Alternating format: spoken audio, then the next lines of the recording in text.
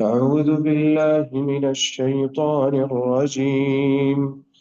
بسم الله الرحمن الرحيم. كل نفس ذائقة الموت ثم إلينا ترجعون. والذين آمنوا وعملوا الصالحات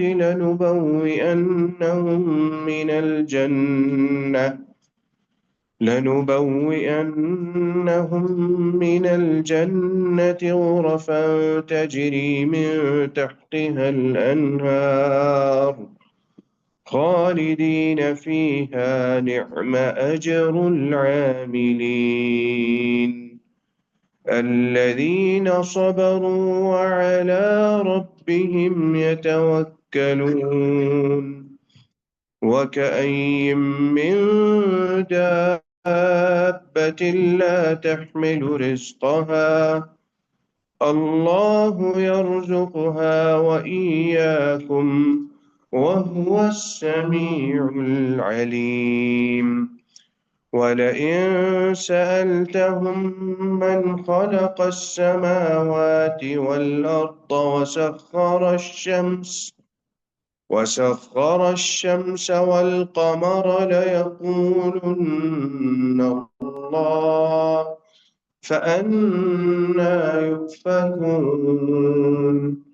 الله يبسط الرزق لمن يشاء من عباده ويقدر له إن الله بكل شيء عليم. ولئن سألتهم من نزل من السماء ماء فأحيا به الأرض من بعد موتها ليقولن الله قل الحمد لله بل أكثرهم لا يعقلون.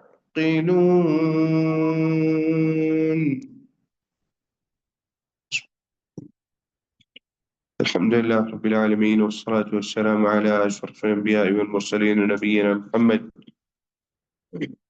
وعلى آله وصحبه أجمعين. اللهم انفعنا بما علمتنا وعلمنا ما ينفعنا وزدنا علما وعملا وتوفيقا برحمتك يا أرحم الراحمين. رب اشرح لي صدري ويسر لي أمري واحلل عقدة من لساني يفقه قولي. گزشتہ درس ہم لوگوں نے اللہ تعالیٰ نے جو ہجرت کی طرف توجہ دلائی تھی اس کے متعلق ہم نے پڑھا کہ اللہ تعالیٰ فرماتے ہیں یا عبادی الذین آمنوا ان ارضی واسعۃ فإیایا فاعبدون. اور وہ ہجرت کی طرف توجہ اللہ تعالیٰ نے دلائی ہی صرف اس وجہ سے تھی کہ اللہ تعالیٰ کی عبادت کی جائے. اللہ تعالیٰ کی توحید کی وجہ سے ہجرت کی طرف توجہ دلائی گئی. اب ہجرت کی طرف توجہ دلانے کا مطلب کیا تھا؟ مطلب اس کا یہ تھا کہ اگر دین کے معاملات آپ کے یہاں رہتے ہوئے، مراد کیا ہے یہاں سے؟ مراد یہ ہے مکہ میں رہتے ہوئے. اس وقت مخاطب اس وقت کے لوگ تھے یہاں ان آیات کے اندر، اس وقت کے مسلمان تھے خاص طور پہ مخاطب ان آیات کے اندر. اس کے بعد جیسے جیسے اسلام بڑھتا گیا ہر مسلمان ان آیات کا مخاطب ہے، لیکن وہاں پر فی الحال مسلمان جو مکہ میں رہتے تھے وہ مخاطب تھے ان آیات کے. تو یا عباد سے مراد وہ لوگ ہیں مسلمان جو لوگ مکہ میں رہ رہے تھے. ان ارضی واسعۃ فإیایا فاعبدون. اب اس چیز کی طرف اشارہ کیا پچھلی دفعہ کہ ہجرت حبشہ مدینہ سے پہلے ہوئی تھی، اور وہ ہجرت حبشہ نبوت کے 5ویں سال اللہ تعالیٰ کے نبی صلی اللہ علیہ وسلم کے مشورے پر ہوئی تھی.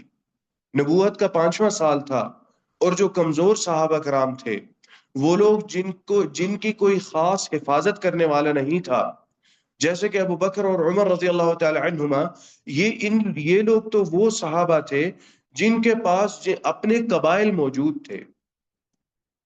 جو بھی تھی، جس دشمنی جس طرح کی بھی تھی، قبیلہ کم سے کم یہ ضرور کہتا تھا کہ بھئی آپ نے قتل نہیں کرنا، آپ نے اس طرح کی مار پٹائی نہیں کرنی، اگر ہوگی تو یہ ہمارا بندہ ہے، جو بھی ہے ہم سے کہیں، ہم کریں گے جو بھی کرنا ہے۔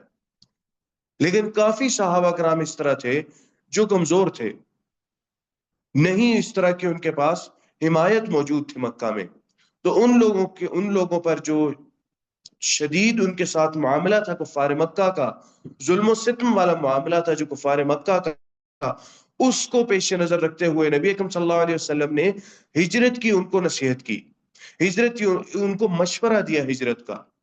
امر اور حکم نہیں تھا، وہ مشورہ تھا۔ اگر امر اور حکم ہوتا تو تمام صحابہ کرام کر لیتے، لیکن یہ مشورہ تھا ان لوگوں کے لیے جو کمزور صحابہ کرام مکہ میں اس وقت موجود تھے، جن میں سے پھر بہت سارے صحابہ کرام انہوں نے ہجرت کی، اور اس قافلے کے سرپرست جو تھے حضرت عثمان رضی اللہ تعالی عنہ تھے، اپنی زوجہ کے ہمراہ۔ اور اس وقت حضرت عثمان رضی اللہ تعالی عنہ کی زوجہ حضرت رقیہ رضی اللہ تعالی عنہ تھی، ان کے ہمراہ انہوں نے ہجرت کی۔ بہت سارے لوگ تھے، تقریباً اگر ہم کل لوگوں کو ملائے تقریباً 80 لوگ تقریباً بن جاتے ہیں جن لوگوں نے ہجرت کی۔ یہ ہجرت، اس کے کہہ لیں کہ دو قسطیں تھیں اس ہجرت کی، ایک ہجرت اولا تھی، پھر ایک ہجرت ثانیہ تھی۔ ہجرت حبشہ اولا نبی اکرم صلی اللہ علیہ وسلم کے مشورے پر کی گئی، اس کے بعد ایک افواہ پھیلائی گئی کہ اسلام، مکہ کے اندر اسلام پھیل گیا ہے، ہر بندے نے اسلام قبول کر لیا ہے۔ تو لوگ واپس وہاں سے آئے، جب لوگ واپس آئے لوگوں نے دیکھا کہ یہ جھوٹی بات تھی، واپس پھر سے جو لوگ آئے تھے انہوں نے جانے کا واپس ارادہ کیا، تو ان کے ساتھ کافی سارے اور نئے لوگ جڑ گئے۔ یہ بات سن لینے کے بعد کہ وہاں حبشہ میں جو ملک ہے نجاشی، وہ ہمیں ہمارے دین کی عبادت، ہمارے دین پر عمل اور اللہ تعالیٰ کی عبادت آرام سے کرنے دیتا ہے، کوئی زور زبردستی، کوئی ظلم و جبر، کوئی پریشانی نہیں ہے ہمیں۔ تو بہت سارے لوگ واپس جاتے ہوئے، بہت سارے لوگ ان کے ساتھ اور چلے گئے، تو اگر کل ملائے لوگ تقریباً 80 لوگ بنتے ہیں جنہوں نے ہجرت حبشہ کیا۔ کچھ لوگ ایسے ہیں جنہوں نے 2 ہجرت حبشہ کی، یعنی وہ آ کے پھر سے واپس حبشہ چلے گئے۔ کچھ لوگ وہیں پر رہے، درمیان میں واپس نہیں آئے، اور وہ سیدھا مدینہ واپس آئے، نبی اکرم صلی اللہ علیہ وسلم کے ساتھ ملے۔ جب ان کو خبر ملی کہ نبی اکرم صلی اللہ علیہ وسلم نے مدینہ کی طرف ہجرت کر لی ہے، اور ہجرت مدینہ کے بھی تقریباً 7 سال بعد یہ لوگ جو جنہوں نے حبشہ کی طرف ہجرت کی تھی، ہجرت مدینہ کے بھی 7 سال بعد یہ لوگ نبی اکرم صلی اللہ علیہ وسلم کے ساتھ جا کر ملے تھے۔ ان میں بڑے عظیم صحابہ کرام موجود تھے جو لوگ حبشہ کی طرف گئے تھے، صحابیات اور صحابہ کرام دونوں بہت عظیم ان میں موجود تھے جنہوں نے ہجرت کی اللہ تعالیٰ کے نبی صلی اللہ علیہ وسلم کی ایک کے مشورے پر۔ اور وہ کس لیے تھا؟ وہ اپنے دین کی حفاظت کے لیے تھا کہ ہم نے اپنا دین بچانا ہے، ہمارا ہدف اس دنیا میں دین کی حفاظت ہونا چاہیے، اپنے دین کی حفاظت۔ ہماری اس دنیا کا کوئی فائدہ نہیں کہ اگر ہم اپنے دین کی حفاظت نہ کر سکیں، اپنے بچوں کی دین کی حفاظت نہ کر سکیں، اپنے اہل و عیال کے دین کی حفاظت نہ کر سکیں۔ نبی اکرم صلی اللہ علیہ وسلم نے ارشاد فرمایا، کلکم راع وکلکم مسئول عن رعیتہ، ہم سے ہماری رعیت کے بارے میں پوچھا جائے گا۔ ہماری رعیت ہر بندے کی رعیت ہے، ہر بندے کے ماتحت لوگ ہیں، ہر بندے سے اس کے ماتحت لوگوں کے متعلق پوچھا جائے گا۔ فالاب راع ومسئول عن رعیتہ، جو والد ہے اس سے پوچھا جائے گا اس کے ماتحت لوگوں کے بارے میں، اس نے کیا کیا تھا ان کے متعلق، اس نے ان کے دین کے متعلق کیا کیا تھا، دین کی حفاظت کے لیے کیا کیا تھا، دین کو بچانے کے لیے کیا کیا تھا۔ ماں، حدیث کے اندر آتا ہے، ماں گھر کے اندر راعیہ ہے، گھر کے اندر کے معاملات ماں نے کیسے چلائے تھے۔ ہر بندہ اپنے ماتحت لوگوں کے متعلق جواب دہ ہوگا اللہ تعالیٰ کے ہاں. اور یہ ہر قسم کا سوال، ہر قسم کے ماتحت لوگ، یہ نہیں کہ جن کی پرورش یا جن پر خرچ کرنا میرے پہ واجب ہے وہ انہی لوگوں کے متعلق میرے سے سوال کیا جائے گا. نہیں، جن کا سربراہ میں کسی کمپنی کے اندر ہوں ان لوگوں کے متعلق بھی مجھ سے سوال کیا جائے گا. ہر شخص کے بارے میں ہم سے سوال کیا جائے گا، خاص طور پہ اگر ہمیں اس مقام پر اللہ تعالیٰ پہنچاتے ہیں کہ ہمارے ماتحت لوگ آ جاتے ہیں، ان لوگوں کے متعلق ہم سے سوال کیا جائے گا. اگلی آیت اللہ تعالیٰ یہاں پر جو اللہ تعالیٰ نے ذکر کی، جو یہاں پر اللہ تعالیٰ نے یہاں پر رکھی، اس کا ایک مقصد تھا. اللہ تعالیٰ فرماتے ہیں کل نفس ذائقۃ الموت، ہر نفس کو موت کا مزہ چکھنا ہے. ثم الینا ترجعون، پھر تم سب ہماری طرف ہی واپس لوٹ آؤ گے. یہاں ہجرت کی آیت کے بعد اللہ تعالیٰ یہ بات کیوں ذکر کر رہے ہیں؟ ہجرت کی آیت کا اختتام اگر دیکھیں تو اللہ تعالیٰ نے کس چیز سے اختتام کیا؟ فَإِيَّايَ فَاعْبُدُونَ، میری عبادت کرنی ہے. مقصد اللہ تعالیٰ نے بتا دیا. اس دنیا کے اندر ہم نے زندگی گزارنی ہے تو اللہ تعالیٰ کی عبادت کے لیے گزارنی ہے. اپنا مال کمانا ہے تو اس کا مقصد ہمارا یہ ہونا چاہیے اللہ تعالیٰ کی عبادت. ہجرت کے متعلق اللہ تعالیٰ نے کہہ دیا، اس کا مقصد کیا ہونا چاہیے؟ اللہ تعالیٰ کی عبادت. معروف حدیث ہے، نبی اکرم صلی اللہ علیہ وسلم نے ارشاد فرمایا انما الاعمال بالنیات، ہمارے اعمال ہماری نیتوں کے مطابق ہیں. جو ہماری نیت ہوگی کسی بھی عمل کرتے ہوئے، کوئی بھی عمل کرتے ہوئے، کسی بھی عمل میں ہمیں اجر اسی چیز کا ملے گا. فمن كانت ہجرته، اسی حدیث کا حصہ ہے. انما الاعمال بالنیات یہ ایک بالکل ابتدائی کلمات ہے حدیث کے، یہ مکمل حدیث نہیں ہے. مکمل حدیث تھوڑی لمبی ہے. اس حدیث کے اندر آتا ہے فمن كانت هجرته الى الله ورسوله فهجرته الى الله ورسوله، جس کی ہجرت اللہ اور اس کے رسول کے لیے ہے تو اس کی ہجرت اللہ اور اس کے رسول کے لیے ہی ہوگی، یعنی اس کو اس چیز کا ہی اجر و ثواب ملے گا.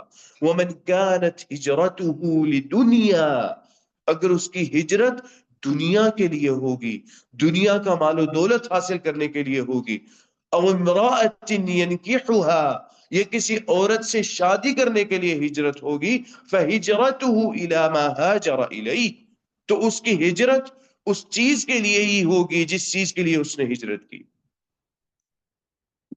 ہمارا معاملہ، مومن کا معاملہ ہر لحاظ سے خیر ہے. ہماری دنیاوی نیت ہو ہجرت کرنے کی، ہم اس کے ساتھ اپنی دین کی نیت ملا لیں کہ اللہ تعالیٰ دین کے مقصد کے لیے بھی میں ہجرت کر رہا ہوں. اس کے ساتھ بھلے دنیا کا مقصد میرا پورا ہو جائے لیکن میں دین کے لیے ہجرت کر رہا ہوں.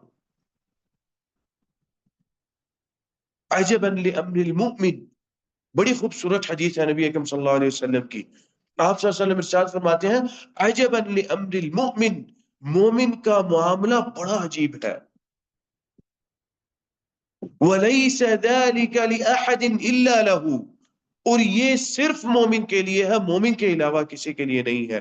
ایک روایت ہے اس کے اندر آتا ہے وَلَيْسَ ذَلِكَ لِأَحَدٍ إِلَّا لِلْمُؤْمِنِ، یہ معاملہ صرف مومن کے لیے ہے.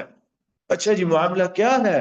معاملہ یہ ہے اذا اصابه ضراء صبر فكان خيرا له، اگر اس کو پریشانی آتی ہے وہ صبر کرتا ہے تو اس کے لیے بہتر وہ چیز، وہ معاملہ ہے.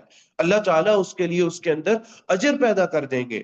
وَإِذَا أَصَابَهُ سَرَّاءَ شَكَرَ فَكَانَ خَيْرًا لَهُ، اور اگر اس کو خوشحالی پہ اس کا سامنا ہوتا ہے اور اللہ تعالیٰ اس کو اپنی نعمتیں عطا کرتے ہیں تو وہ کیا کرتا ہے؟ شَكَرَ، وہ شکر ادا کرتا ہے. فَكَانَ خَيْرًا لَهُ، تو وہ بھی اس کے لیے خیر اور بہتر ہے. اسی طرح میرے بھائیوں نیت کا معاملہ ہے. ہماری نیت جو بھی ہوگی، ہمارا معاملہ جو بھی ہے، عمل جس طرح کا بھی ہے، اس کے اندر کوشش کریں کہ دین کی نیت ملا لیں. اس دین کی نیت کو پر عمل کرتے ہوئے یا اس دین کے معاملے پر عمل کرتے ہوئے اگر ہمارا دنیاوی معاملات پورے ہو جاتے ہیں تو انشاءاللہ ہمیں کوئی اس کے اندر، ہماری نیت کے اندر یا اس اجر و ثواب میں انشاءاللہ کمی نہیں ہوگی. لیکن اگر ہماری نیت، جیسا کہ حدیث میں آیا ہے، الہ دنیا، اگر نیت ہی صرف دنیا کے لیے ہوگی تو ہم کیسے مومن رہے؟ کیسا ہم نے دین سیکھا اور کیسا دین پر عمل کیا؟ یہ ہم نے دین سیکھا ہے کہ ہم نیت بھی نہیں کر سکے، نیت کے معاملے کو بھی نہیں سمجھ سکے۔ علماء تو یہ بات بھی کہتے ہیں کہ اگر آپ کا ارادہ ہے کہ آپ مسجد جا کر بیٹھیں اور مسجد میں چند گھنٹے آپ جا کر بیٹھ رہے ہیں، یہ نہیں ہے کہ صرف نماز کے لیے گئے اور اٹھ کے واپس آ گئے، آپ کا بیٹھنا طویل ہے نا مسجد کے اندر، آپ اعتکاف کی نیت کر لیں کہ اللہ تعالیٰ میرے بیٹھنے، جب تک میں بیٹھوں گا اس وقت تک اللہ تعالیٰ میرا یہ بیٹھنا مسجد میں اعتکاف بنا دے، اور اللہ تعالیٰ بنا دیں گے۔ اعتکاف کے متعلق لوگوں کے ذہن کے اندر ایک چیز ہے کہ بھئی وہ 10 دن کا ہونا چاہیے، وہ رمضان میں ہونا چاہیے، رمضان کے علاوہ نہیں ہو سکتا۔ یہ ایسی بات نہیں ہے۔ افضل، ہاں، اصل جو مسئلہ ہے اور جو افضل چیز ہے وہ یہی ہے۔ لیکن اگر کوئی شخص ایسا کر لیتا ہے کہ 28ویں رمضان کو یا 27ویں کو جا کے وہ کہتا ہے کہ میں نے اعتکاف کرنا ہے، کوئی حرج نہیں ہے، جا کے بیٹھ جائے، کوئی ممانعت نہیں ہے۔ افضلیت اس چیز کے اندر ہے کہ وہ 21 سے لے کے 20 کی رات سے لے کے آگے 29 یا 30 تک بیٹھے۔ لیکن اگر کوئی نیت اپنے عمل اور اپنی اس دنیا کے معاملات کو دیکھتے ہوئے 25 کو اس کو وقت ملتا ہے، 25 سے لے کے عید کی رات تک اس کو وقت ملتا ہے، تو کیوں نہ اپنے وقت وہ استعمال کرے؟ معاملہ صرف نیت کا ہے۔ اور یہ بات علماء نے ذکر کی ہے کہ اگر آپ نے بیٹھنا ہے مسجد میں جا کے اور آپ کا طویل وقت ہے کچھ بیٹھنے کا، تو اس بیٹھنے کے وقت کو اعتکاف میں بدل لے، نیت کر لے کہ اللہ تعالیٰ میں جب تک بیٹھا ہوں میرا یہ بیٹھنا مسجد میں اعتکاف بنا دے، کیونکہ اعتکاف کا ایک خاص اجر و ثواب ہے۔ یہ ہے اہمیت نیت کی میرے بھائی۔ اگلی جو آیت اللہ تعالیٰ نے یہاں پر ذکر کی، کل نفس ذائقۃ الموت، کہ ہر نفس کو موت آنی ہے، موت کا مزہ چکھنا ہے، ثم الینا ترجعون، پھر ہمارے پاس لوٹائے جاؤ گے۔ اس کا مقصد یہ تھا کہ اے لوگوں جو ہجرت کر رہے ہو، ان کو مخاطب کیا جا رہا ہے کہ آپ کو ہجرت کرتے ہوئے مشکلات کا سامنا کرنا پڑے گا، پریشانیوں کا سامنا کرنا پڑے گا۔ یہ بات ذہن میں رکھنا، یہ دنیا کی زندگی چھوٹی ہے، مر کے میرے پاس ہی آنا ہے۔ اگر یہ اس بات کا ڈر ہے کہ مر جائیں گے تو دین کے لیے ہجرت ہو رہی ہے، کوئی حرج نہیں ہے۔ کتنی یہ دنیا کی زندگی ہے؟ 50,000 سال کے دن سے لمبی ہے یا چھوٹی ہے؟ کتنی لمبی ہو جائے گی؟ سب سے لمبی زندگی ہمارے جو علم تک ہے وہ شاید حضرت نوح علیہ السلام کی زندگی کا ذکر آتا ہے۔ 950 سال دعوت کی زندگی گزاری، 950 سال کے علاوہ کیا زندگی تھی وہ ہمیں نہیں پتا۔ دعوت کی زندگی قرآن نے ذکر کیا ہے، الف سنۃ الا 50 عاما، یہ دعوت کی زندگی ہے حضرت نوح علیہ السلام کی۔ ان کی اپنی زندگی کیا تھی، کتنی تھی؟ اس سے شاید زیادہ تھی ان کی زندگی، لیکن یہ بھی 50,000 سال کے نزدیک کیا ہے، 1,000 سال یا 1,200 سال کر لیں یا 1,500 سال کر لیں، یہ 50,000 سال کے نزدیک کیا ہے؟ ایک دن 50,000 سال کا ہوگا، اور یہ ابھی صرف محشر کا وقت چل رہا ہے،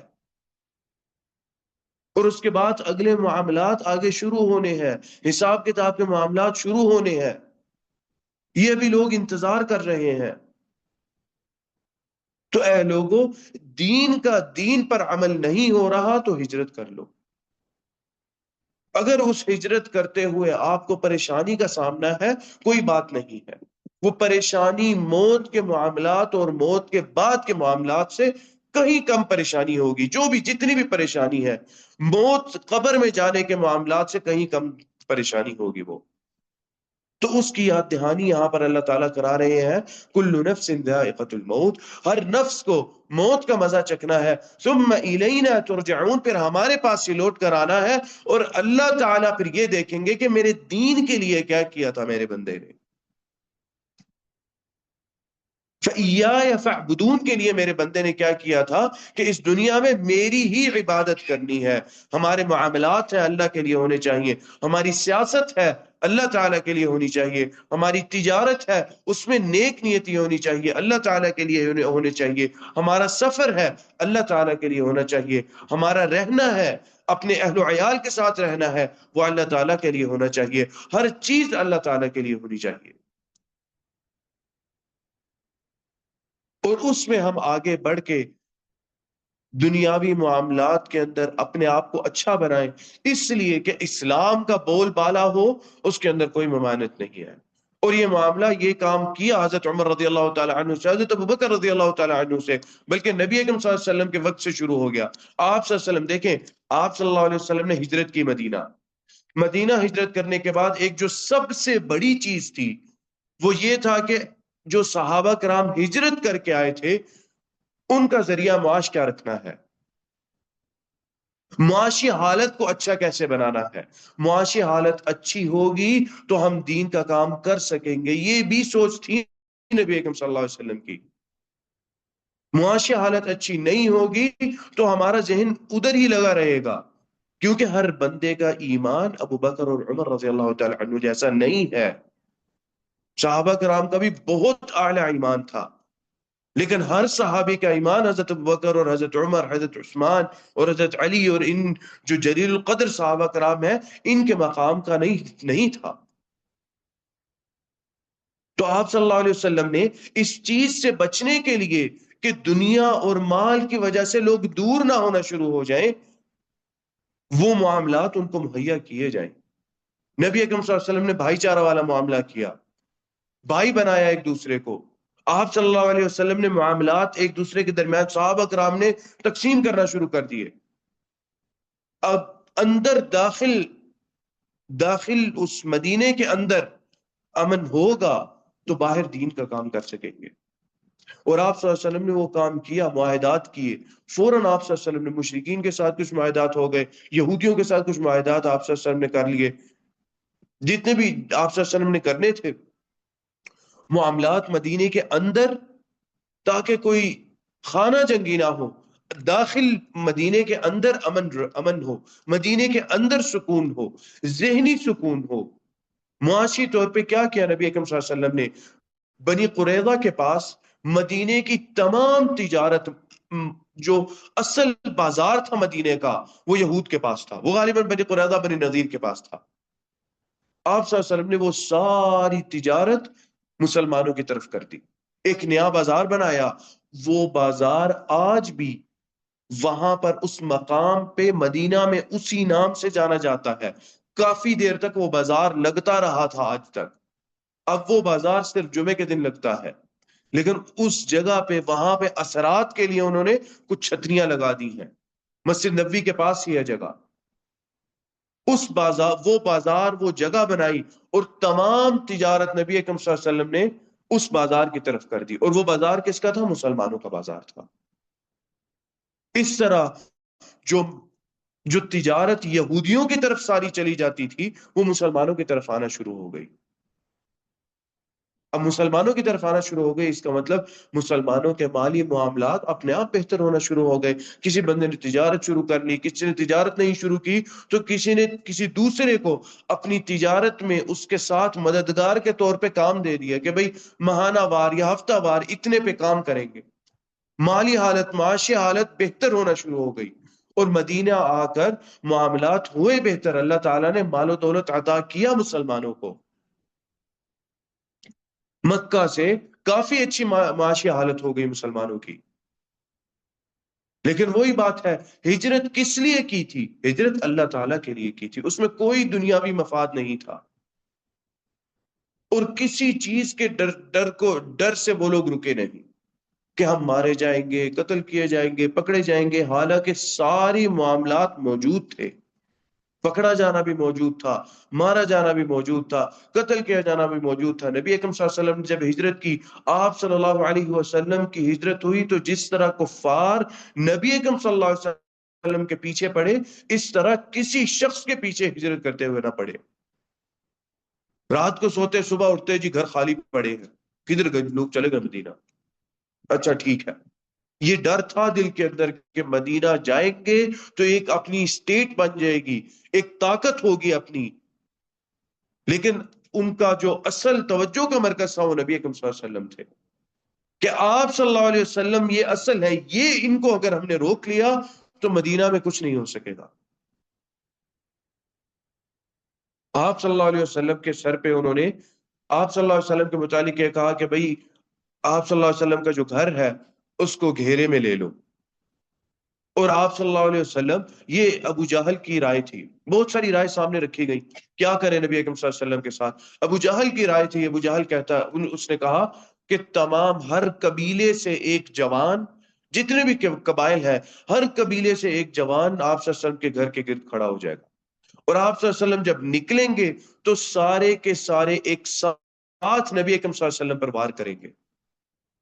تو اس طرح ہر قبیلے کا حصہ ہو جائے گا، ہر قبیلے کے حصے میں آپ صلی اللہ علیہ وسلم کو نعوذ باللہ قتل کرنا ہو جائے گا۔ یہ نہیں ہوگا کہ کسی ایک قبیلے کے آدمی نے کیا، سب نے مل کے کیا۔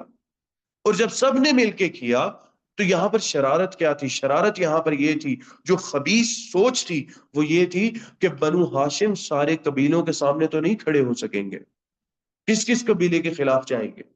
ہر قبیلے کا بندہ کھڑا کر دیا، ہر قبیلے کے بندے نے ایک ساتھ وار کیا، یعنی ہر قبیلہ، جتنے بھی قبائل ہیں مکہ میں، سارے قبائل انہوں نے اس میں حصہ لیا نبی اکرم صلی اللہ علیہ وسلم کو مارنے میں۔ تو بنو ہاشم کس کے خلاف جائیں گے؟ اگرچہ بنو ہاشم ان کی اکثریت مسلمان نہیں تھی، اس کے باوجود آپ صلی اللہ علیہ وسلم کی حمایت میں تھے وہ سارے لوگ۔ آپ صلی اللہ علیہ وسلم نے مکہ میں جو سخت وقت گزارا، اس پورے وقت میں بنو ہاشم نبی اکرم صلی اللہ علیہ وسلم کے ساتھ تھے۔ شیب ابی طالب کے اندر 3 سال کا عرصہ وہ اپنے آپ کو علیحدہ کر سکتے تھے، نکال سکتے تھے، مسلمان نہیں تھے ان میں سے کافی سارے لوگ، لیکن آپ صلی اللہ علیہ وسلم کی حمیت میں، آپ صلی اللہ علیہ وسلم کی مدد میں، آپ صلی اللہ علیہ وسلم کے ساتھ دیتے ہوئے کہ بھئی جو بھی ہے، ہمارا اختلاف ہے، دینی معاملہ یا جیسا بھی معاملہ ہے، لیکن یہ ہمارے قبیلے کے فرد ہیں، ہم ساتھ دیں گے اور ہم ساتھ رہیں گے۔ اور وہ لوگ ساتھ جڑ گئے، بنو ہاشم کے لوگ جتنے بھی تھے مسلمان، اور مسلمانوں نے تو جڑنا ہی تھا، غیر مسلم بھی بنو ہاشم کے جو لوگ تھے کچھ وہ ساتھ جڑ گئے، انہوں نے کہا ٹھیک ہے، ہم نبی اکرم صلی اللہ علیہ وسلم ہم ساتھ دیتے ہیں آپ صلی اللہ علیہ وسلم کا۔ یہ پریشانیاں انہوں نے دین کے لیے ان پریشانیوں کو برداشت کیا تھا۔ مسلمانوں نے، نبی اکرم صلی اللہ علیہ وسلم نے، ہجرت کا معاملہ ہوا تو آپ صلی اللہ علیہ وسلم کے خلاف ایک مہم چلا دی کہ بھئی ڈھونڈ کے لاؤ، نکل گئے ہیں مدینہ، مکہ سے نکل گئے ہیں، ڈھونڈ کے لے کر آؤ نبی اکرم صلی اللہ علیہ وسلم کو، زندہ ہوں یا مردہ ہوں، جیسے بھی ہوں ڈھونڈ کے بس واپس لاؤ، مدینہ نہیں پہنچنا چاہیے۔ ہجرت کرنا آسان نہیں ہے، اور اسی چیز کو یہاں پر اللہ تعالیٰ نے ایک طرح سے موت سے ملا دیا کہ بھئی بہت پریشانیاں ہوں گی، لیکن اللہ تعالیٰ کے دین کے لیے ہم نے کیا کیا ہے؟ ہجرت کرنی ہے، کسی جگہ جانا ہے تو اللہ تعالیٰ کے دین کے لیے جانا ہے، اس اللہ تعالیٰ کی حمایت میں جانا ہے، نبی اکرم صلی اللہ علیہ وسلم کی حمایت میں جانا ہے۔ آگے اللہ تعالیٰ ارشاد فرماتے ہیں والذین آمنوا، اور پھر وہی بات ہے، ترغیب دلائی، وہ لوگ جو ایمان لاتے ہیں، وعاملوا الصالحات، آمنو جو ایمان لائے، وعاملوا الصالحات اور نیک اعمال کیے، ان کے لیے کیا ہے؟ لنبوئنہم، ان کے لیے ہم نے تیار کر رکھے ہیں، یا ان کو ہم وہاں پر رکھیں گے، من الجنتی، جنت کے اندر، غرفن، کمروں میں، وہ کمرے ایسے ہوں گے، تجری من تحتها الانہار، اس کے نیچے سے نہریں بہ رہی ہوں گی، ہر قسم کی نہر بہے گی، وہ بھی جس کا ہم نے سوچا ہے، اور وہ انہار بھی جس کا ہمارے ذہن میں کبھی سوچ بھی نہیں آئی، وہ بھی ان غرفات کے نیچے سے گزر رہی ہوں گی، ان کمروں کے نیچے سے گزر رہی ہوں گی۔ ایک حدیث ہے، اس میں آتا ہے کہ نبی اکرم صلی اللہ علیہ وسلم نے فرمایا کہ وہ کمرے ایسے ہوں گے، یرا ظاہرها من باطنها وباطنها من ظاہرها، ہر جگہ سے اندر سے باہر اور باہر سے اندر، ہر جگہ سے ان کمروں کے اندر نظر آئے گا۔ سورہ زمر کے اندر آتا ہے کہ وہ اونچے اونچے کمرے ہوں گے، چمک ہوگی ان کمروں کے اندر، اور لوگ اوپر سے نیچے دیکھیں گے جنتوں کو، باغات کو، انہار کو، پانی کو، اور پھر وہاں جنت کے اندر تو انہار ہی متعدد انہار ہے، عسل کی ہے، لبن کی ہے، خمر کی ہے، وہ کسی طرح کی بھی انہار ہے۔ آج بھی اس طرح کا گھر یا اس طرح کا کمرہ یا اس طرح کی جگہ جہاں سے بندے کے گھر کے پاس سے نہر گزرتی ہو، پانی گزرتا ہو، اور جبال ہو، پہاڑ ہو، اور سبزہ ہے، انسان کو وہ جگہ جنت لگتی ہے۔ انسان چھوٹوں کو بھی، اپنے بچوں کو بھی اگر بتاتا ہے تو کہتا ہے کہ دیکھو بیٹا جنت کا منظر ہے یہ۔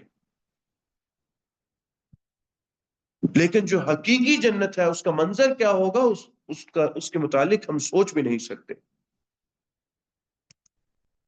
جیسا کہ نبی اکرم صلی اللہ علیہ وسلم نے ارشاد فرمایا جنت کے بارے میں کہ جنت کیا ہے؟ ما لا عین رأت، جنت وہ ہے جو کسی آنکھ نے دیکھی نہیں، ولا اذن سمعت، اس کی چیزوں کو کسی کان نے سنا نہیں، ولا خطر علی قلب بشر، کسی بشر کے ذہن میں، اس کے دل میں سوچ بھی نہیں آئی جنت کی، ایسی جنت ہوگی۔ ابھی ہم دیکھتے ہیں، دیکھ کے تشبیہ دے دیتے ہیں کہ جنت کا سا منظر ہے، لیکن ہمارے دلوں کے اندر وہ قریب بھی نہیں وہ چیز آئی جو حقیقت ہوگی جنت کی۔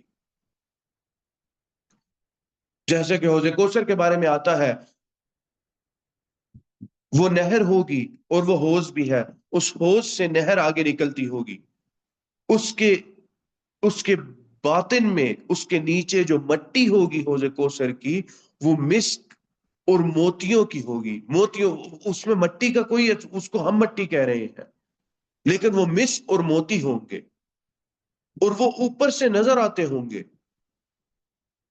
حوض پہ برتن ہے، نبی اکرم صلی اللہ علیہ وسلم نے ارشاد فرمایا وہ برتن ایسے ہیں کہ وہ ستاروں کی طرح چمکتے ہوں گے۔ وہ برتن لوگوں کے لیے گھر بنائے جائیں گے، ایسے گھر ہوں گے جس کی سیڑھیاں سونے اور چاندی کی ہوں گی، جس کی دیواریں سونے چاندی کی ہوں گی۔ حضرت عائشہ کے بارے، حضرت خدیجہ رضی اللہ تعالی عنہ کے بارے میں آتا ہے کہ حضرت خدیجہ رضی اللہ تعالی عنہ کا جو محل ہے، جو گھر ہے، وہ ایک پورے موتی سے اللہ تعالیٰ نے بنا کے رکھا ہے۔ ایک پورے موتی کو کھود کے اللہ تعالیٰ نے وہ گھر بنایا ہے۔ وہ کتنا بڑا موتی ہوگا جس کے اندر اللہ تعالیٰ نے محل بنایا ہے، وہ کیسا ہوگا، اس کی خوبصورتی کیسی ہوگی، ہمارا ذہن اس چیز تک پہنچ ہی نہیں سکتا۔ ایسی جنتیں اللہ تعالیٰ نے آمنوا وعملوا الصالحات، جو ایمان لائے اور نیک اعمال کیے۔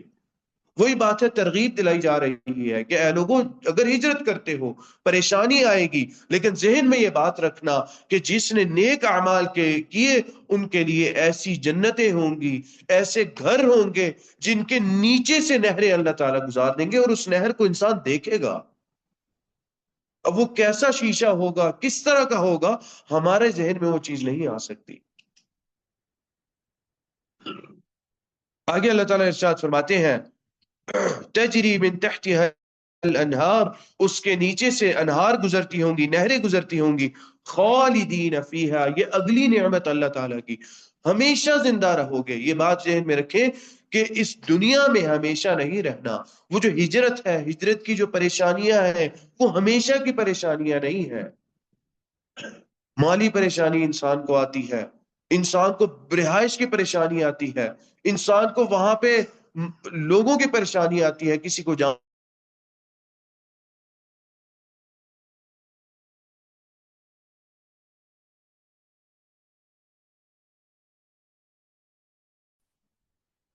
آسان کام نہیں ہے ہجرت کرنا۔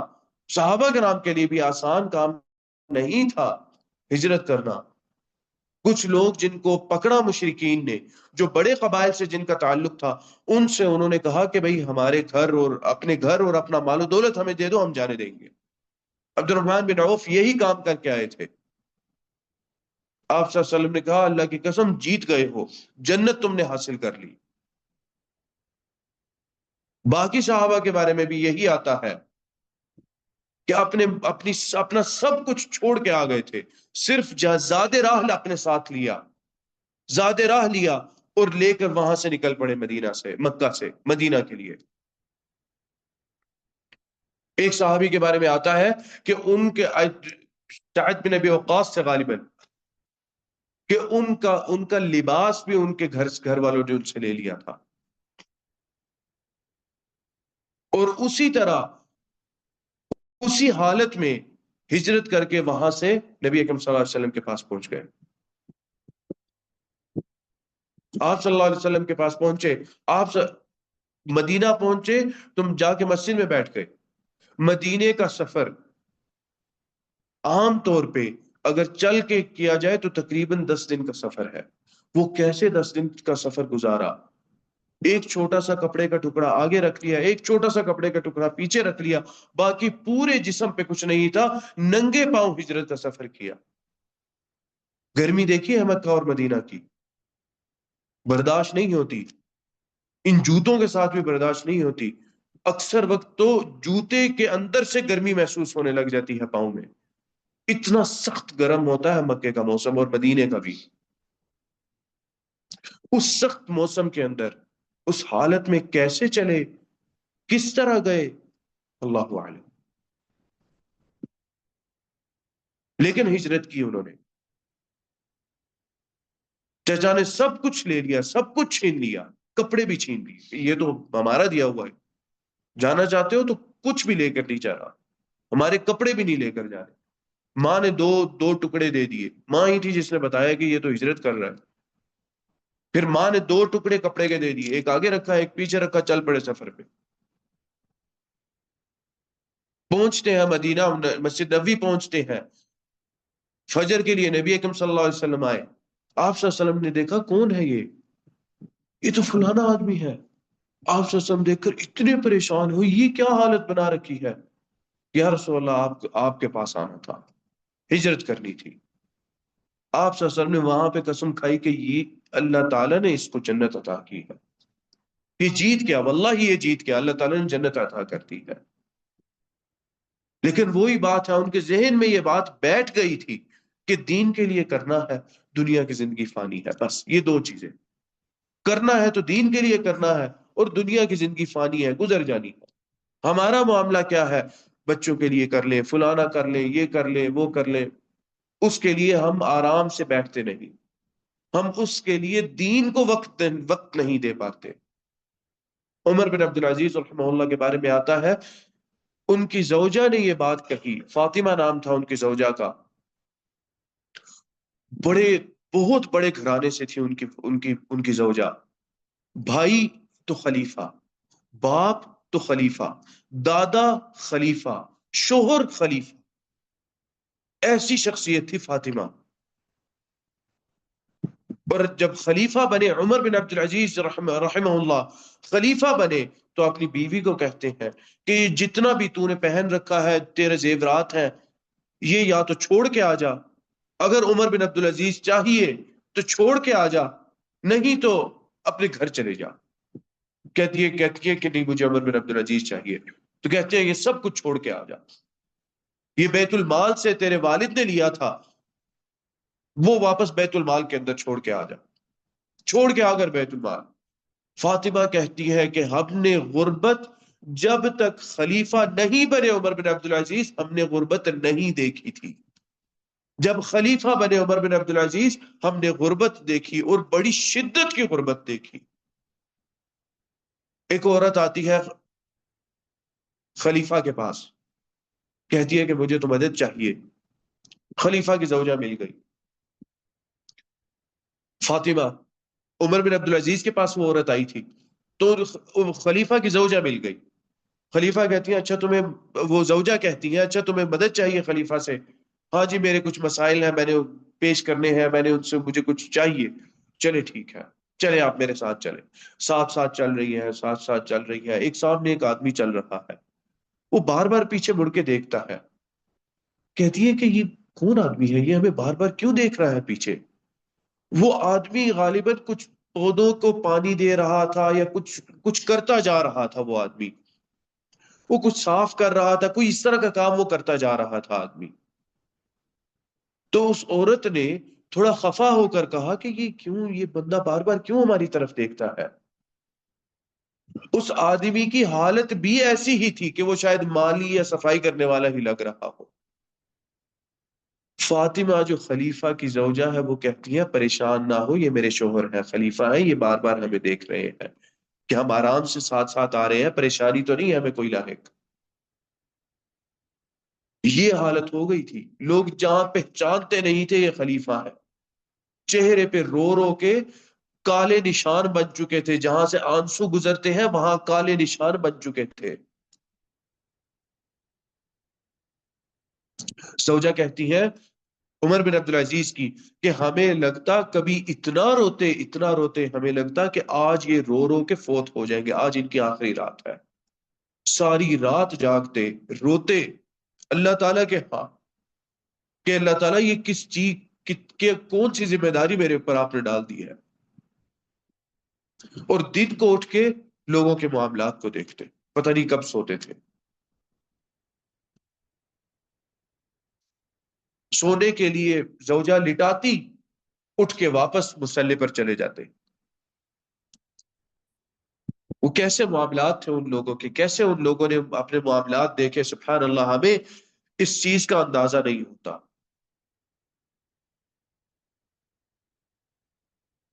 عمر بن عبد العزیز جب فوت ہونے لگے تو حالت یہ تھی عمر بن عبد العزیز کی کہ کوئی مال و دولت کچھ نہیں تھا، بڑی جلد فوت ہو گئے، چھوٹی عمر میں فوت ہوئے، اتنی چھوٹی عمر میں کہ ابھی بچے چھوٹے چھوٹے تھے ان کے۔ لوگوں نے کہا کہ عمر بن عبد العزیز اپنے بچوں کے لیے کیا چھوڑ کے جا رہے ہیں، اس دنیا میں کچھ چھوڑ کے جاتے ہیں اپنے بچوں کے لیے کہ نہیں؟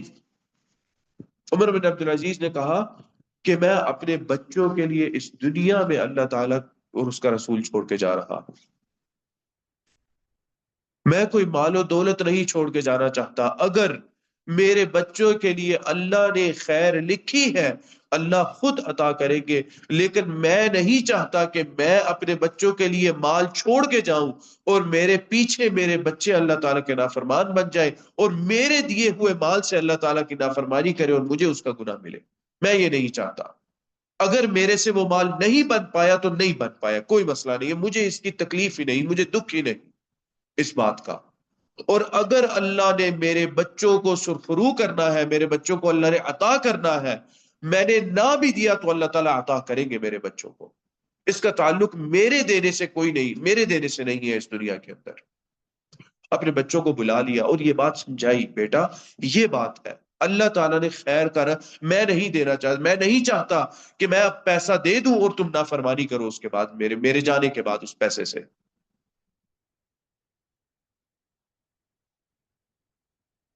عبد الملک بن مروان ان سے پہلے غالباً خلیفہ تھے عمر بن عبد العزیز سے، اور کہتے ہیں کہ عمر بن عبد العزیز، یہ بات تاریخ دانوں نے لکھی کہ عمر بن عبد العزیز رحمہ اللہ جب فوت ہو گئے، معاملات اپنے بچوں کے، اپنی بیوی کے اللہ تعالیٰ کے ہاتھ میں دے کر فوت ہو گئے کہ اللہ تعالیٰ تیرے ہاتھ میں ہے معاملات۔ بڑی پریشان کن زندگی ہے، 2-3 سال کی زندگی تھی، بہت ہی پریشانی میں گزاری، بہت پریشانی میں۔ دعا کیا کرتے تھے، اللہ تعالیٰ اگر ایک بھیڑیا بھی مر گیا تو اللہ تعالیٰ میں کیا جواب دوں گا اس کا، بھیڑیے کے بارے میں یہ سوچتے تھے۔ میری مملکت کے اندر کہتے ہیں عمر بن عبد العزیز فوت ہوئے تو ایک بھیڑیے کو بھی پتا چل گیا کہ آج عمر بن عبد العزیز فوت ہو گئے ہیں۔ کیوں؟ کیونکہ بھیڑیے کو ظلم کرنا پڑ گیا، بھیڑیے کو کوئی بکری اٹھانی پڑ گئی، اس سے پہلے تو بھیڑیے کو بھی اپنا کھانا مل جایا کرتا تھا، کسی شخص کی بکری اٹھانی پڑ گئی تو کہتے ہیں بھیڑیے کو بھی علم ہو گیا کہ آج عمر بن عبد العزیز چلے گئے، اور وہ لے گئے اپنے ساتھ ان کا جو انصاف تھا۔ ان کے بیٹوں کے بارے میں آتا ہے، غالباً کوئی 10-11 بیٹے تھے، ان کے بارے میں آتا ہے ایک ایک بیٹا اکیلا پورا پورا لشکر تیار کر کے بھیجتا تھا۔ لشکر ہے، جہاد کے لیے جا رہا ہے، لشکر کو تیار کرنا ہے، ساز و سامان، مال و متاع، زرہ، اس کی لوگوں کی تلواریں، ہر چیز، مجاہدین کا جتنا سامان ہے، اور ان کا سفر کا جانے کے لیے رستے میں اور وہاں سے واپس آنے کے لیے پورا سامان ایک اکیلا بیٹا تیار کر کے دیتا ہے، کہتے ہیں یہ میری ذمہ داری ہے۔ دوسرا بیٹا تو وہ کوئی دوسرا لشکر تیار کر رہا ہے، تیسرا بیٹا تو وہ کوئی اور لشکر تیار کر رہا ہے۔ یہ حالت ہو گئی تھی عمر بن عبد العزیز کے بیٹوں کی، اکیلا اکیلا ایک بیٹا پورا پورا لشکر تیار کر کے جہاد کے لیے بھیج دیتا تھا۔ جہاد کے لیے جا رہے ہیں، لشکر، مجھ سے پریشانی ہے، عمر بن عبد العزیز کے بیٹوں میں سے کسی بیٹے سے بات کر لو۔ اور اس سے پہلے جو خلیفہ تھے ان کے بیٹوں کے بارے میں آتا ہے کہ لوگوں نے یہ چیز اپنی آنکھوں سے دیکھی، کہ ان کے بچے مساجد کے باہر ہاتھ پھیلائے بیٹھے ہوئے تھے، لوگوں سے پیسہ مانگ رہے تھے، اور وہ سونے کے سکے بھرے ہوئے کمرے ان کے لیے چھوڑ کے گئے تھے۔ لیکن بعد کے معاملات یہ ہو گئے تھے کہ لوگوں نے مساجد کے باہر ان کو بیٹھے دیکھا کہ یہ پیسہ مانگ رہے ہیں، لوگوں نے کہا یہ تو وہ عبد الملک بن مروان کے بیٹے نہیں ہیں، ہاں جی انہی کے بیٹے ہیں۔ اور بن عمر بن عبد العزیز، جن کو لوگوں نے یہ کہا کہ آپ کیا بچوں کے لیے چھوڑ کے جا رہے ہیں، چھوٹے چھوٹے بچے ہیں آپ کے، کچھ تو چھوڑ کے جا رہے ہیں آپ۔ میں اللہ اور اس کا رسول چھوڑ کے جا رہا ہوں، اللہ اور اس کا رسول کافی ہوں گے، اور کافی ہوئے اللہ اور اس کے رسول۔ ایسی بات نہیں ہے کہ پریشانیاں نہیں آئی ہوں گی، پریشانیاں آئی ہوں گی ان کو، لیکن ان پریشانیوں میں اپنے باپ کا سکھایا ہوا دین اور ایمان وہ بچوں نے سامنے رکھا ہوگا کہ بھئی ہمارے باپ کا ایمان یہ تھا، یہ چیز تھی، ہمارے باپ نے یہ چیز ذکر کی تھی، یا یہ چیز ہمارے باپ ہمارے والد ہمیں سکھا کر گئے تھے۔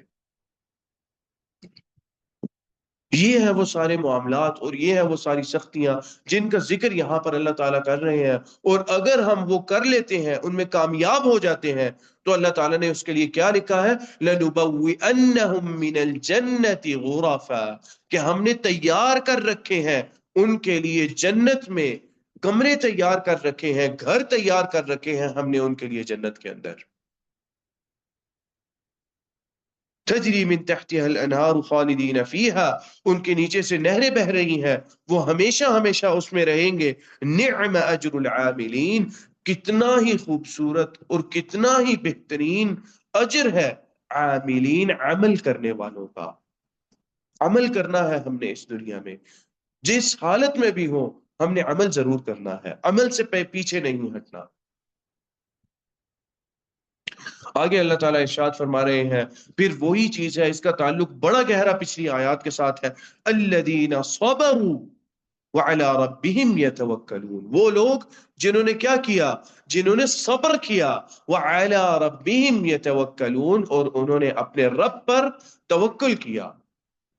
صبر چھوٹی چیز نہیں ہے، بہت بڑی چیز ہے۔ اللہ تعالیٰ آزماتے ہیں اس بندے کو، اذا احب عبدا ابتلاہ فمن رضی فلہ الرضا، اللہ تعالیٰ جس بندے سے محبت کرتے ہیں اللہ تعالیٰ اس کو آزماتے ہیں۔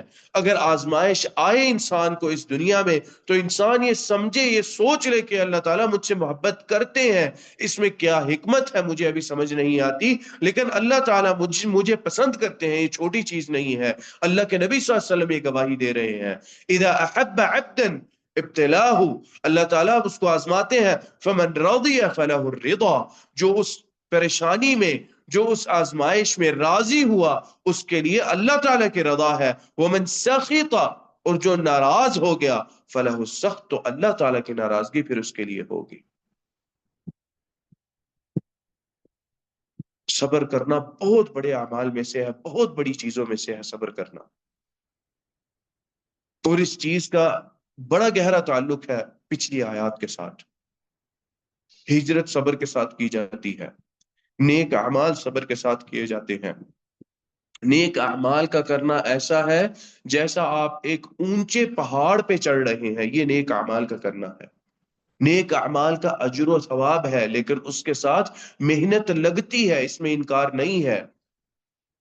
اور وہ محنت صرف نیک عمل میں نہیں ہے، وہ محنت ایک یہ بھی ہے کہ انسان نے اپنے نفس کو پکڑ کے رکھنا ہے کہ میں نے برائی نہیں کرنی، اور اپنے نفس کو دھکا دینا ہے، نیکی کی طرف دینا پڑتا ہے۔ اللہ تعالیٰ عطا کرتے ہیں، لیکن یہ مشکل موجود ہے اس راہ میں، اور برائی کا راستہ ایسے ہے جیسے ایک بڑی ڈھلان ہو، نیچے اترنا بہت آسان ہے، آرام سے نیچے اتر جاتے ہیں، لیکن جب نیچے اتر جائیں تو انسان پھر واپس پیچھے دیکھے تو میں کہاں آ گیا۔ اونچائی کا انسان کو احساس ہوتا ہے اس وقت، اور پھر بھی وقت اللہ تعالیٰ نے پھر بھی رکھا ہے کہ انسان اوپر واپس جا سکتا ہے، لیکن وہی بات ہے کہ محنت کی ضرورت ہے، اور ہر قسم کی محنت کی ضرورت انسان کو پڑتی ہے۔ گناہوں سے روکنے کی بھی محنت پڑتی ہے، اور اگر گناہوں سے انسان نے اپنے آپ کو روکا، یہ اللہ تعالیٰ کی بہت بڑی توفیق ہے کہ روک لیا انسان نے، تو انسان نے نیک عمل کرنا انسان کے لیے یہ بھی ایک آگے محنت والا کام ہے، انسان کو محنت کرنا پڑتی ہے۔ اور صبر کا مفہوم بہت وسیع مفہوم ہے، بہت بڑا مفہوم ہے، اور یہ تمام چیزیں صبر کے اندر آتی ہیں۔ صبر ہوگا تو انسان اپنے آپ کو گناہوں سے روک سکے گا، صبر ہوگا تو انسان نیک اعمال کر سکے گا، انسان اس اونچی چڑھائی کی طرف جا سکے گا۔ اور اونچی چڑھائی پر جب انسان چڑھ جائے تو انشاءاللہ وہاں پر جا کے انسان کو جو منظر نظر آئے گا وہ انسان کا دل خوش کر دے گا، اور وہ جو پریشانی ہے انسان کی، جو محنت ہے، وہ انسان بھول جائے گا میں نے کیا محنت کی، کیا پریشانی تھی، اور کیا میں نے پریشانیاں اٹھائی اس یہاں پر آنے کے لیے۔ یہی معاملہ جنت کا ہے۔ جب انسان جنت تک پہنچ جائے گا، انسان بھول جائے گا میں نے اس دنیا میں کیا کچھ کیا، کیا پریشانیاں مجھے پہنچی، مجھے تو کوئی پریشانی ہی نہیں پہنچی تھی، بھول جائے گا جنت کو دیکھ کر۔ اس لیے صبر کا بہت بڑا مقام ہے، اور اس کو اللہ تعالیٰ نے جوڑ دیا ان آیات کے ساتھ، الذین صبروا، جنہوں نے صبر کیا، وعلی ربہم یتوکلون، اور وہ اپنے رب پر توکل کرتے ہیں۔ توکل بھی ایک بہت بڑی چیز ہے، توحید کے ساتھ اس کا بڑا گہرا تعلق ہے۔ دیکھیں جب انسان ہجرت کرتا ہے جو سب سے بڑی پریشانی انسان کو لاحق ہوتی ہے وہ یہ ہوتی ہے کہ میں کماؤں گا کہاں سے، ذریعہ معاش کیا ہوگا۔ تو یہاں پر یہ آیت ہمیں یہ بات سمجھا رہی ہے وَعَلَىٰ رَبِّهِمْ يَتَوَكَّلُونَ، وہ توکل کر لیتے ہیں اللہ تعالیٰ پر، اپنے رب پر وہ توکل کر لیتے ہیں۔ اس کے متعلق ایک بڑی خوبصورت حدیث نبی اکرم صلی اللہ علیہ وسلم نے ارشاد فرمائی۔ آپ صلی اللہ علیہ وسلم نے فرمایا لو تتوکلون علی اللہ حق توکلہ، اگر تم لوگ توکل کرو اللہ تعالیٰ پر حق توکلہ، جیسا حق ہے اللہ تعالیٰ پر توکل کرنے کا، لرازقکم، لام یہاں پہ لام تاکیدہ ہے، تاکید کا مطلب ضرور، ضرور اللہ تعالیٰ رزق عطا کریں گے آپ کو۔ لرزقکم، کیسے عطا کریں گے؟ کما یرزق الطیر، جیسے اللہ تعالیٰ ایک پرندے کو رزق عطا کرتے ہیں۔ یغدو خماصا ویروح بطانا، کہ خالی پیٹ وہ صبح کو نکلتا ہے اور واپس بھرا ہوا پیٹ آتا ہے۔ اور پرندے سے تشبیہ کرنے کی ایک وجہ یہ بھی تھی حدیث کے اندر کہ پرندہ ہر روز نیا رزق حاصل کرتا ہے، ہر روز نئے قسم کا کھانا اس کو مل جاتا ہے، وہ ایک ہی کھانا نہیں ملتا جو روز وہ کھاتا ہے، ہر روز نیا ملتا ہے اس کو۔ اگر ہمارا توکل اللہ پہ اس مقام کا توکل ہوگا تو اللہ تعالیٰ بھی ہمیں اس انداز سے رزق عطا کریں گے، اور وہ رزق اللہ تعالیٰ عطا کرتے ہیں۔ یہ ایک طرح سے کہہ لیں کہ اندھا توکل والی بات ہے کہ اندھا توکل انسان اللہ تعالیٰ پر کرے۔ ہاں محنت کرنی ہے، محنت سے کوئی چھٹکارا نہیں، محنت کرنی ہے۔ آمنوا وعملوا الصالحات، دنیا کے معاملات میں بھی عاملو دنیا کے معاملات میں رہتا ہے، لیکن عمل کے ساتھ اندھا توکل میں نے اللہ تعالیٰ پہ کر لینا ہے، آنکھیں بند کر کے اللہ تعالیٰ پہ توکل کر لینا ہے۔ ابھی پریشانی ہے، ابھی جس طرح کے بھی حالات ہیں، اللہ تعالیٰ انشاءاللہ مجھے دینے والے ہیں۔ ہر پریشانی کے اس ایک ایک لمحے کے اندر اللہ تعالیٰ ہمیں ڈھیروں اجر عطا کریں گے۔ اللہ تعالیٰ سے دعا ہے کہ جو کہا اور جو سنا اللہ تعالیٰ ہمیں اس پر عمل کرنے کی توفیق عطا فرمائے۔ قد قلت ما قلت صوابا فمن اللہ وان خطأ فمنی والشیطان واستغفر اللہ انہ کان غفارا۔ اگر کھانے، اچھا یہاں پر سوال ہے، اگر کھانے میں غیر مسلم کا بال یا پسینہ گر جائے تو اس کے بارے میں کیا حکم ہے؟ دیکھیں غیر مسلم کے متعلق جو اس کے کھانے پینے کا معاملہ ہے، یا اس کے جو ان کے بال یا ان کا جو پسینہ ہے، جو ان کے استعمال شدہ چیزیں ہیں، اس کے متعلق فقہا نے ایک بات ذکر کی ہے، اور وہ یہ ہے کہ اگر انسان، مسلمان جنگ کرتے ہیں، جہاد کرتے ہیں، جیت جاتے ہیں، جیتنے کے بعد ان کو مال غنیمت میں کفار کے برتن ملتے ہیں تو ان کا ہم کیا کریں گے؟ اچھا اس کا تعلق اسی سے ہے کہ ان کا پسینہ لگتا ہے، ان کے استعمال کی چیزیں ہیں، وہ گھر میں پکڑتے ہیں، پانی پیتے ہیں، ان کا لعاب اس برتن کے ساتھ لگتا ہے جس سے وہ پانی پی رہے ہیں، ٹھیک ہے؟ تو اس ساری چیز کا تعلق وہ اس انسان دھو کے استعمال کرے۔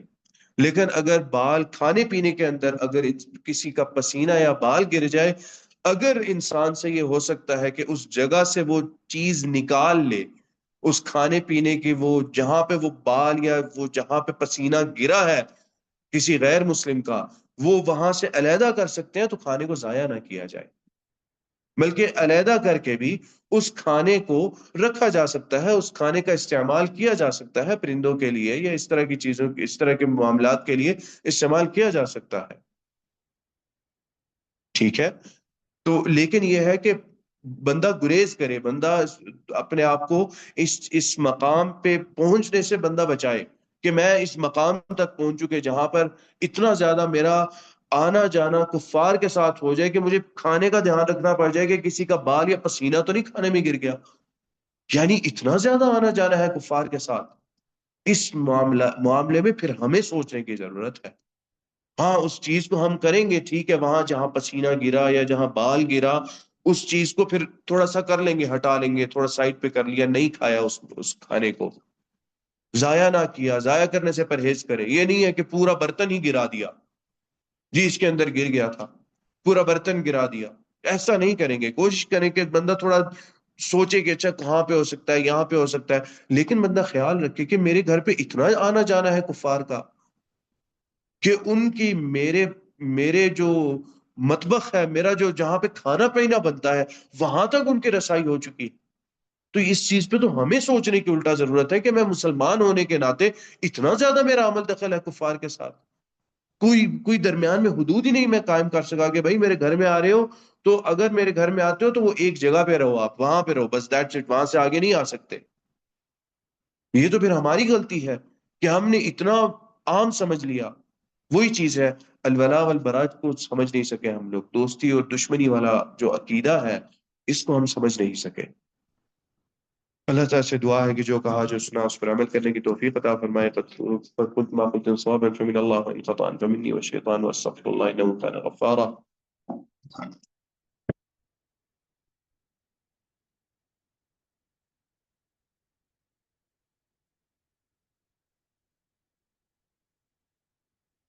أعوذ بالله من الشيطان الرجيم، بسم الله الرحمن الرحيم، كل نفس ذائقة الموت ثم إلينا ترجعون، والذين آمنوا وعملوا الصالحات لنكفئنهم من الجنة غرفا تجري من تحتها الأنهار خالدين فيها، نعم أجر العاملين الذين صبروا على ربهم يتوكلون۔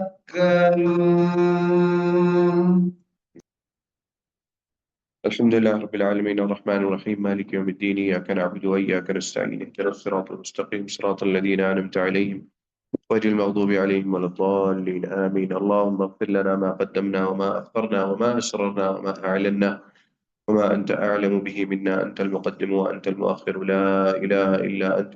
ربنا آتنا في الدنيا حسنة وفي الآخرة حسنة وقنا عذاب النار. اللهم إنك عفو تحب العفو فاعف عنا. اللهم إنك عفو تحب العفو فاعف عنا. اللهم إنك عفو تحب العفو فاعف عنا. رب ارحمهما كما ربونا صغارا. رب ارحمهما كما ربونا صغارا. رب ارحمهما كما ربونا صغارا. ربنا آتنا في الدنيا حسنة وفي الآخرة حسنة وقنا عذاب النار. ربنا تقبل منا إنك أنت السميع العليم وتب علينا إنك أنت التواب الرحيم. وصل اللهم وسلم على نبينا محمد وعلى آله وصحبه أجمعين.